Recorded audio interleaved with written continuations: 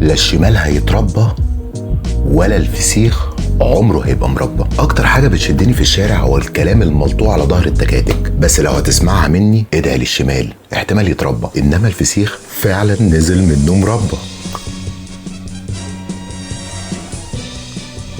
مساء او صباح الورد عليكم حسب التوقيت المحلي وانتم بتشوفوا الحلقه دي. انا ايمن انور وانتم دلوقتي مع صوت البراند. كلامي النهارده عن الماجيشن، الساحر. زي ما كارل يونغ والابلسه قالوا انه بيسيب علامه زيه زي المتمرد والبطل، ولكن بما ان احنا بنتكلم عن الساحر، فالساحر مهمته في الدنيا انه يخلي الحلم حقيقه، وشخصيتهم عامله زي المغناطيس، جذابين، بيتقال عليهم فيجناري ليدرز او كاتاليستس. دايما بتحس ان هم خارقين للطبيعه، تمام زي سنيكرز، راكبه بالظبط مع شخصيه الساحر، بالذات في الكامبين بتاعت انت مش انت وانت جعان.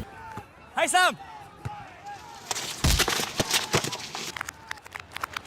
قوم يا هيثم قوم، ما انت من اول ماتش بتلعب زي ست الحاجه. ست الحاجه في عينك، ما انت اللي مبصيها غلط. الله، ده تغلط ولا ايه؟ وعورك كمان. لا ايه هيثم شكلك جعان، خد لك سنيكرز احسن.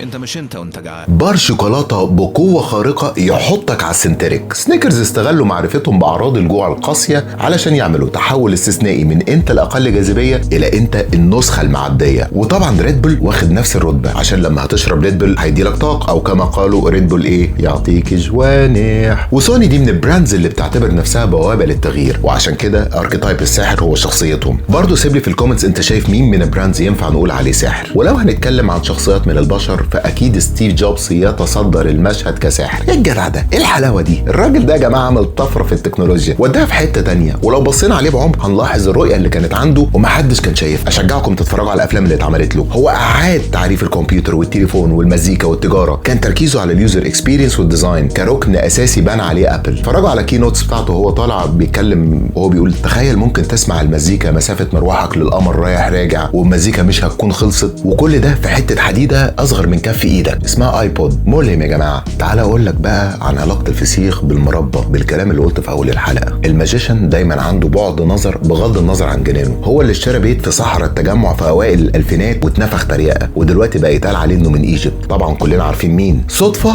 مستحيل، مفيش صدفه، لان انا بتكلم عن شخص مواصفاته كده، ساحر دايما بيبص لبعيد، بيفكر بره الصندوق. ده مش بعيد يكون بايع لك الصندوق على انه وان بيدروم والانكت انك اشتريته وبتقسط، اللي دايما بيخليك تضرب اخماس في اسداس ويخليك تقول هو الجدع ده حقيقي ولا اشتغاله. اصل دايما بنكون كلنا عادي في الشغل وتلاقي اخينا ده طاق في دماغه فكره وعاوز يعملها، ومنطق زمايله انها ما تنفعش، وبرضه اتنفخ تريقه. الجدع ده فكرته تشتغل وتنجح والناس دي تقطم بعد كده، وبعدين في قعده صفا يجي واحد يساله هو انت كنت عارف انها تنجح قبل كده ولا جات لك منين الفكره؟ طب انت بتفكر ازاي؟ طب انت بتفطر ايه؟ طب قول لنا بتعمل ايه؟ ينظر اليهم بوجه هادئ وهو يرتشف رشفات قليله من الفلات وايت ويقول I make things happen.